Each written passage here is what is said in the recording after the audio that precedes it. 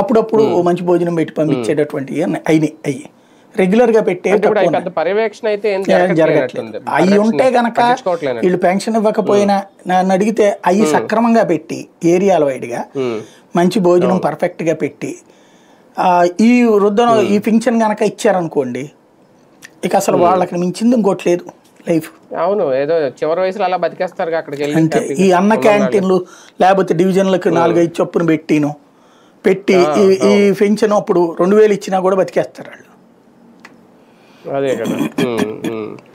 కానీ ఒకటి సార్, దివ్యాంగుల విషయంలో ప్రభుత్వం తీసుకున్న నిర్ణయం అంటే వాస్తవానికి ప్రతిదాన్ని రీవెరిఫికేషన్, ఒక స్థలం గురించో ఇవన్నీ చేయడంలో తప్పేం లేదు.